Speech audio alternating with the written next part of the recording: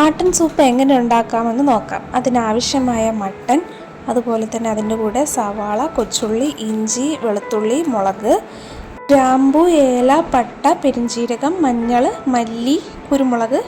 സവാള ചെറുതായിട്ട് അരിയുക, വെളുത്തുള്ളി ഇഞ്ചിയും ചതയ്ക്കുക. ഒരു പ്രഷർ കുക്കറിലേക്ക് മട്ടനും സവാള, നമ്മൾ ചതച്ച് വെച്ചിരിക്കുന്ന ഇഞ്ചിയും വെളുത്തുള്ളി, മറ്റ് ചേരുവകളെല്ലാം കൂടെ ഒരുമിച്ചിടുക.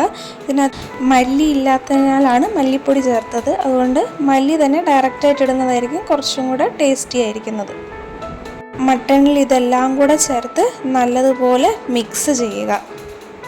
എത്രത്തോളം എരിവ് ആവശ്യമുണ്ടെന്നനുസരിച്ച് പച്ചമുളക് ആഡ് ചെയ്യുക. അതുപോലെ തന്നെ മസാലകൾ കുറേ ഇഷ്ടമുള്ള ആളുകൾക്ക് അത് കുറച്ചും കൂടെ അളവ് കൂടുതൽ ചേർക്കാവുന്നതാണ്.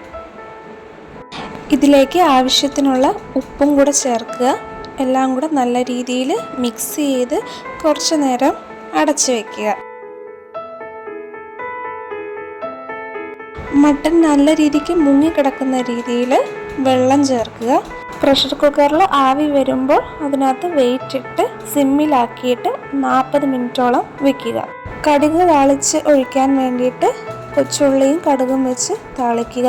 അതിനുശേഷം 40 മിനിറ്റിന് ശേഷം പ്രഷർ കുക്കർ ഓപ്പൺ ആക്കിയിട്ട് ഈ താളിച്ച ഉള്ളിയും കൂടെ ഇതിനകത്ത് ഇടുക. കുറച്ച് നേരത്തേക്ക് ഇതൊന്ന് അടച്ചു വെക്കുക.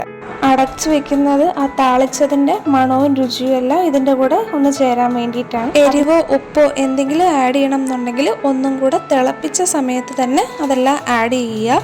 എന്നിട്ട് ഒരു സൂപ്പ് ബൗളിലേക്ക് സെർവ് ചെയ്യുക. അതോടെ നമ്മുടെ സൂപ്പ് റെഡി ആയിരിക്കും.